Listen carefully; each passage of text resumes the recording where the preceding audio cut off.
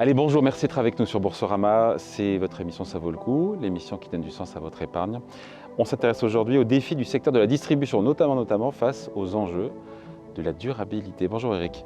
Bonjour David. Quand on parle de distribution, on parle de distribution au sens large, c'est le retail, comme on dit, c'est pas seulement la grande distribution. Non, c'est le retail, c'est la distribution spécialisée. C'est un secteur qui est devenu tout petit en poids dans les indices il y a une vingtaine d'années. Indice boursier. Indice boursier. Il y a une vingtaine d'années, quand j'étais encore gérant, il faut savoir, par exemple, Carrefour représentait 10% du CAC 40. Ah ouais, on est très loin. Donc voilà, c'est même pas 1% aujourd'hui, non?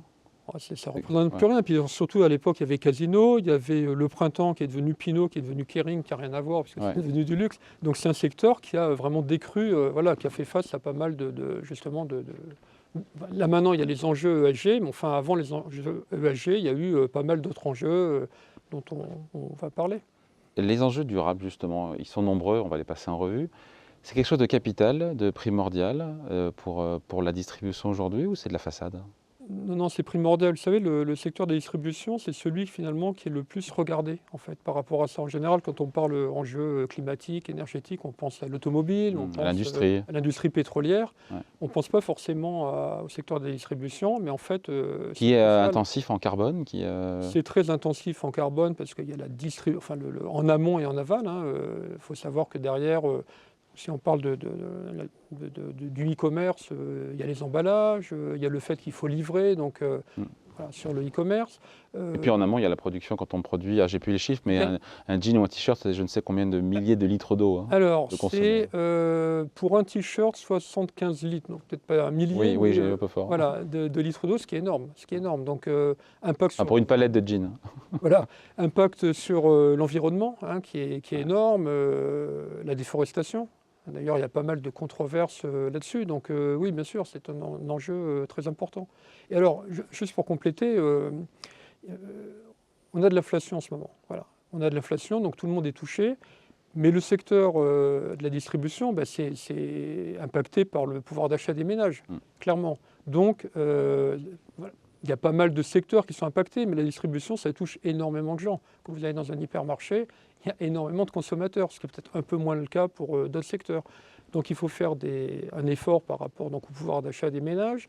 On leur demande pas mal, justement, pour essayer de réduire la consommation d'électricité. On leur demande des ombrières photovoltaïques, éventuellement d'avoir des bornes de rechange pour les automobiles électriques. Voilà, et puis de réduire l'intensité lumineuse. Donc voilà, ils sont impactés là-dessus. Donc c'est compliqué parce que si on leur demande de vendre moins cher parce que le pouvoir d'achat des salariés, des consommateurs est sous pression, ça veut dire moins de marge, en même temps on leur demande plus d'efforts en termes de coûts, puisque... c'est les marges. Ouais, c'est les marges, et c'est pour ça que le secteur effectivement a été pas mal attaqué en bourse depuis pas mal d'années. Mais enfin, certains s'en tirent quand même, quoi. Sur les enjeux, encore une fois, les émissions carbone, l'empreinte carbone, ça passe par les magasins, par la logistique. Qu'est-ce qui est mis en œuvre au niveau sectoriel? On parlera après des valeurs, évidemment, mais oui, alors, il y a des engagements qui ont été pris? Il y a pas mal d'engagements qui ont été pris par des valeurs. Alors, on peut en parler. Nous, on aime bien, par exemple, Ahold et Inditex, qui sont SBI. Alors, Inditex, c'est Zara, c'est la maison mère de Zara. Ouais. Pas que.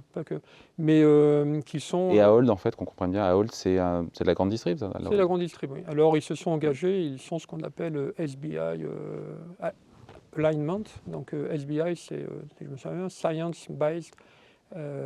SBT, pardon. Oui. SBT. Donc ils se sont engagés à être effectivement sur 1,5 degré. Ils sont alignés sur les accords de Paris. Voilà, alignés sur les accords de Paris. Bon, alors, tout le monde essaye, mais enfin, eux, ils se sont vraiment engagés là-dessus, quoi. Bon. Sur les enjeux sociaux, parce que dans ESG, il y a le E, il y a le S. Ouais. Sur les enjeux sociaux, j'ai eu vent de grève quand même chez certains distributeurs. Il y a un sujet, j'imagine, salarié, il y a un sujet sous-traitant. Ouais, il y a les deux. Sur les salariés, il y a effectivement les salariés d'Amazon qui se sont pas mal exprimés ces derniers temps. Il y a un autre impact, ça devient de plus en plus automatisé. C'est-à-dire des caisses automatiques qui remplacent les caissières.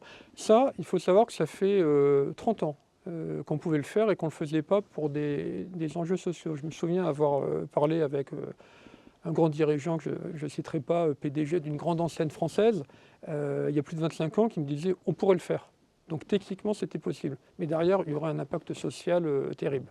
Donc là, on voit bien, parce qu'il y a énormément de caissières dans les magasins justement de distribution, et il y a cet impact-là. Et puis après, effectivement, il y a les sous-traitants, notamment voilà, avec le développement du e-commerce.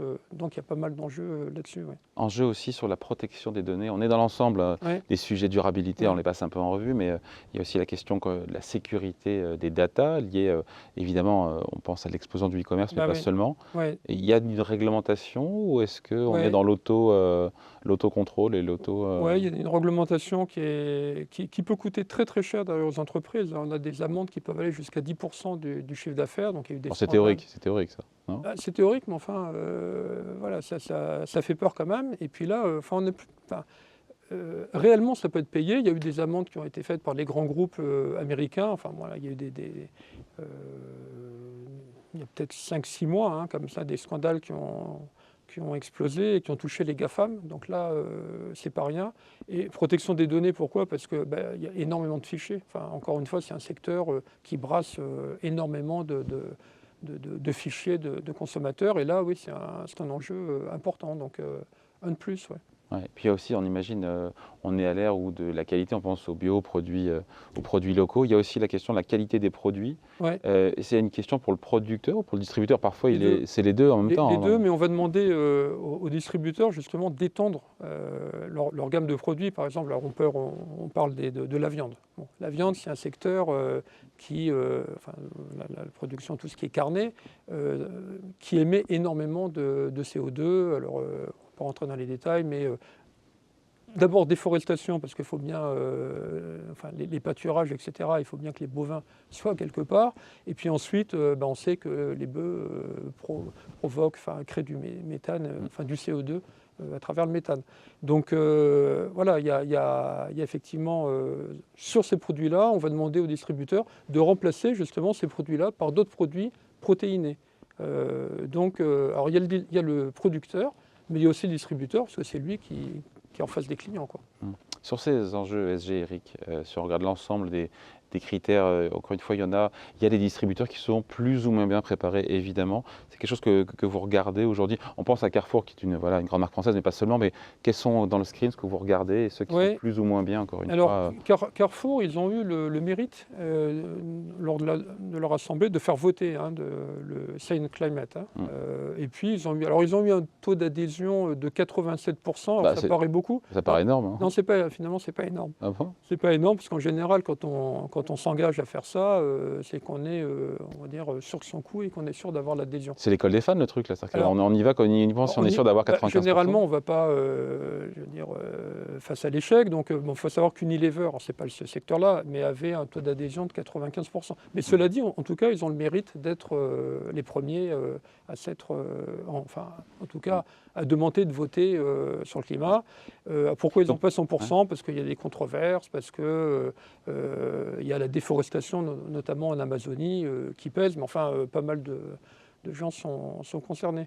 Et on parlait des relations sans que ça soit social. Il y avait eu en 2014, je crois, l'écroulement, Rana Plaza au Bangladesh. Et derrière, ça avait créé un émoi tout à fait légitime. Des amendes avaient été demandées, donc finalement il y a eu des non-lieux, ils ne les ont pas payés, mais derrière il y a une réglementation, c'est-à-dire qu'il faut suivre réellement ces fournisseurs. On ne peut plus dire simplement c'est pas moi, c'est le sous-traitant. C'est en Afrique, en Asie.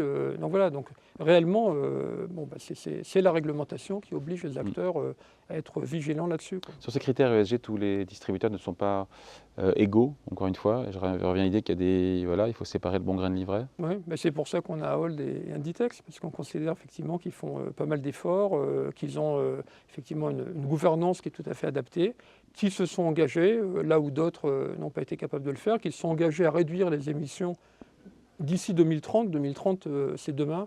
Alors l'un de 50%, l'autre de 80%, ce qui est considérable.